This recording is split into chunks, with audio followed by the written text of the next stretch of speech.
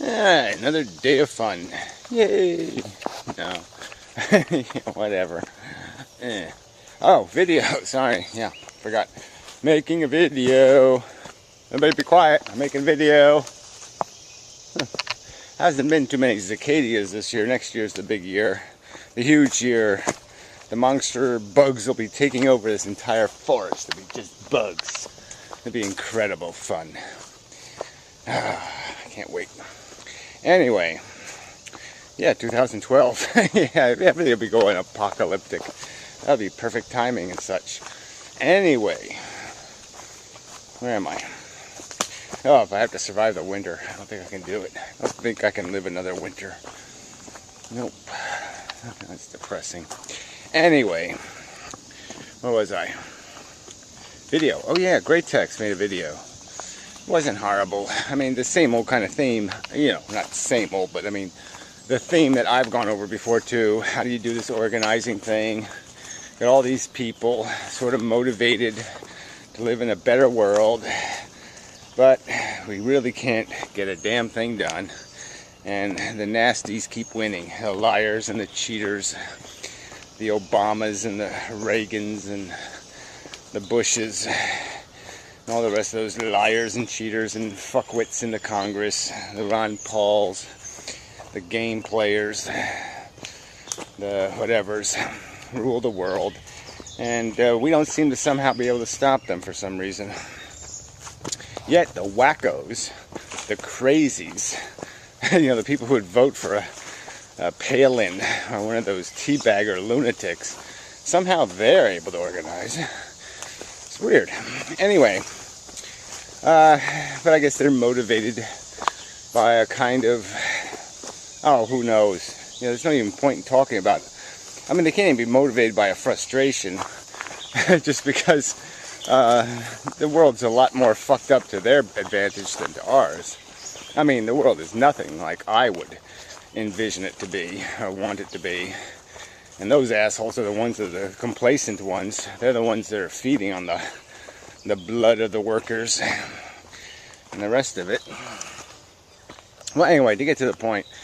So my vision is kind of like, the problem is that you can do the issue thing, but you can't do the ideology thing. Like, we could find policy that we could agree on.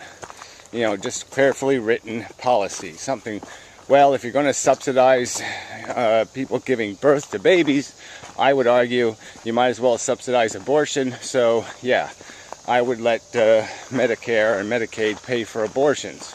If they're going to pay for birthing, they might as well pay to stop it before we have the disaster of the mouth to feed and comfort and care for and educate, and then, you know, all the bullshit that goes with that. Just makes sense.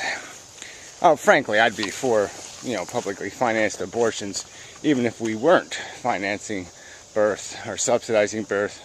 But that's a whole different point.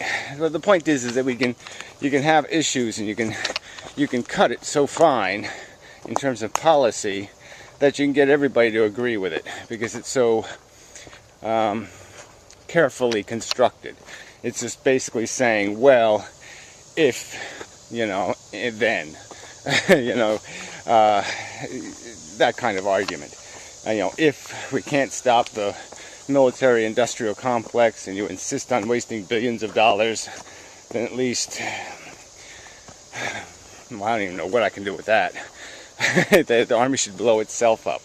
Yeah, maybe that. We should declare war on the Pentagon. Ow! Oh, motherfucker. If there's any benefit to the military, then we'll also reap the benefit of it. And, you know, we can kill our own soldiers. That way we won't have to pay them. We won't have to pay half of them. Yeah, the other half would be dead. It'd be great. Anyway, this isn't where I wanted to go with this. The point is that we can offend each other, I guess I just probably did, when we talk about our ideology. But policy can be inert from these disturbing influences. And so what we need is a way to organize that's completely separate from organization. Like where you're organized only for that specific purpose. and you're not obliged to agree with all the other crap that would go along with it. I personally don't have a real passion for this whole government-financed healthcare crap, just because, I mean, I'd be for it if it was for some minimum, some lifetime amount that you were entitled to, and that's it. But this idea of just giving people carte blanche to, you know, go to the doctor and say, I need this, and I want a liver, and I want this, and I want that, you know, gets into be hundreds of thousands of dollars. And no, I'd rather have a house than $100,000 worth of health care. So for my priorities, fuck it. Yeah, that's how I look at it. And it goes for all these other, you know, there's just so many other things that are just separate from all these, like a teacher. So I'm not for the teachers union. I'm very liberal, but I'm for private industry unions, but I'm totally against government unions, government employee unions. I'm for constitutional amendments protecting the rights of workers, guaranteeing their rights. You know, not union extortion. It's bullshit. Well, anyway, so there's a difference between policy and ideology, and a difference between, you know, not everything is liberal or conservative. I'm against deficit spending, so I mean, in that sense, I'm with the conservatives. So it's that kind of thing. So you gotta get rid of the divisiveness of forcing me, pigeonholing me into a camp of liberal policies that I wouldn't support.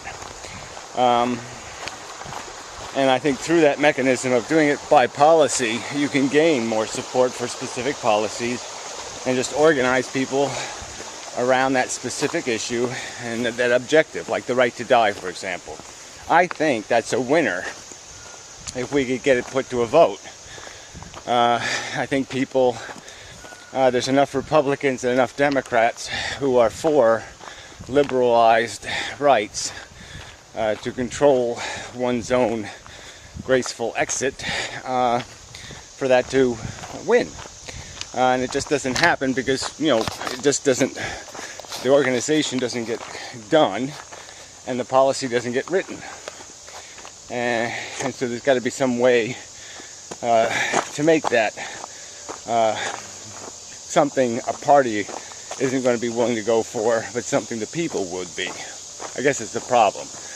The Democrats don't have the balls to fight for it, and it's not a majority issue for the Republicans. It's only their libertarian wing that might support it. But anyway, I'm sort of getting off the subject, which is how to create this organization, this organizing organization. Yeah. So basically, the idea, I think, is to just create a charity that has only one mission, and maybe that is to send the message out. You know, create infomercials or whatever, statements, public announcements, propaganda, whatever you want to call it. Video productions, you know, both short, very short, 30-second commercials, 15-minute commercials. That would be self-financing, and that hopefully they would solicit enough money to finance themselves and be their own engine of getting the job done. And you just create a mechanism through which people can do that.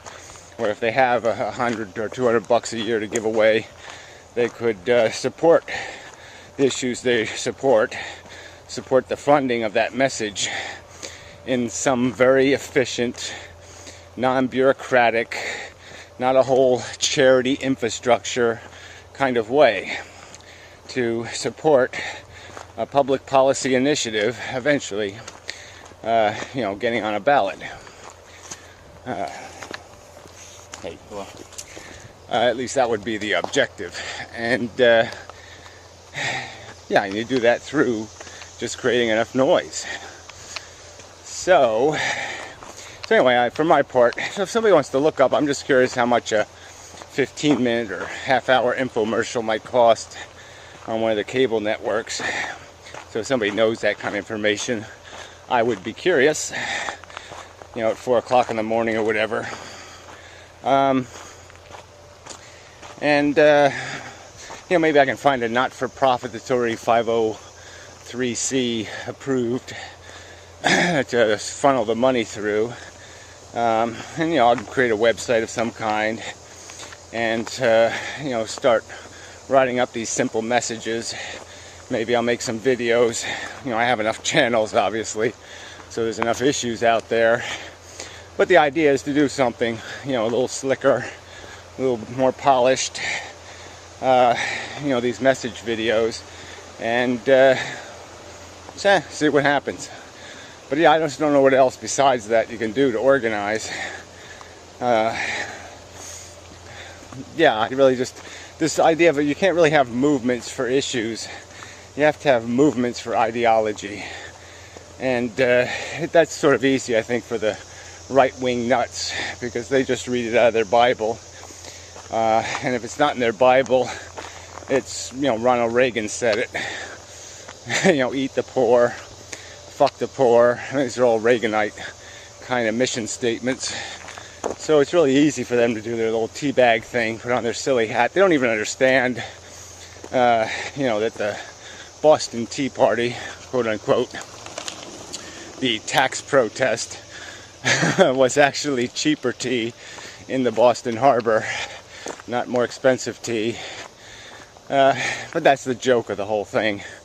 They've taken on a cause that was more about a trade war, about people owning, about people wanting to get more profits, to extract profit, than it was about the people. No one gave a shit about the people. It was just a bunch of businessmen deciding who gets to fuck the public, whether it's going to be a British dick or an American dick that fucks them. Yeah, so that's the big joke. But obviously it takes a simpleton to fall for a party like that. Yeah, I'm not going to be showing up at any feminist events, but I'm certainly going to support feminism. You know, I'm not going to show up at any "we need free health care," but I'm certainly going to support the idea that health care shouldn't be something overpriced and out of public accessibility.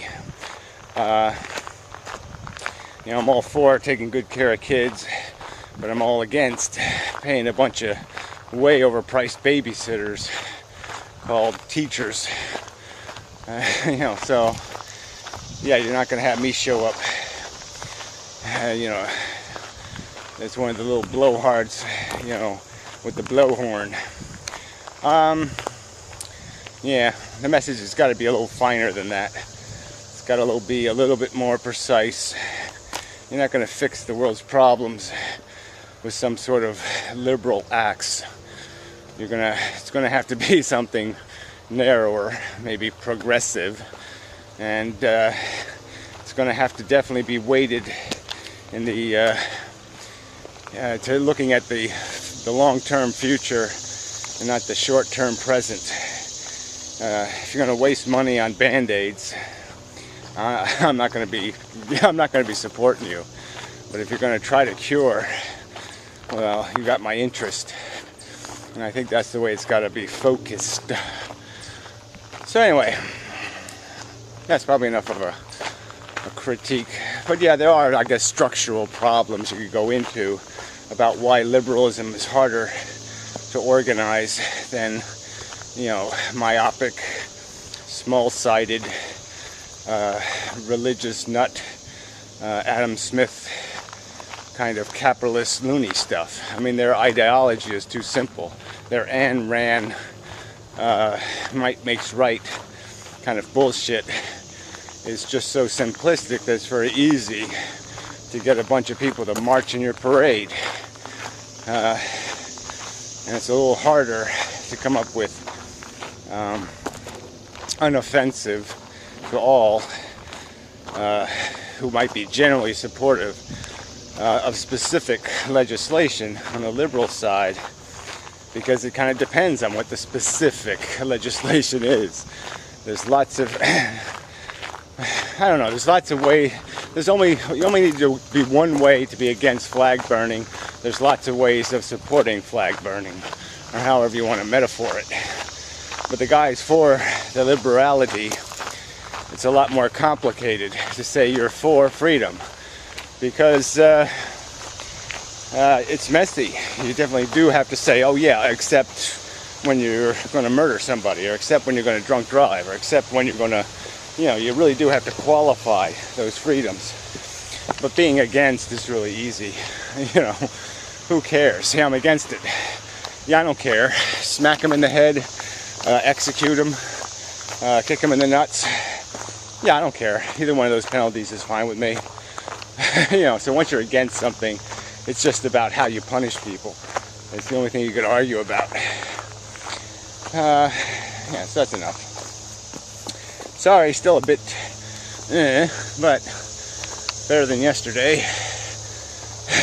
Yeah, I'm in my twilight zone period. I have that about every, 48 hours. Yeah, I'll probably be in the twilight zone more than I'm in the, whatever, the sunshine of clarity. Anyway, till next time and such, and so forth and whatnot. Off to work I go. I hope. Blah, blah, blah, and such.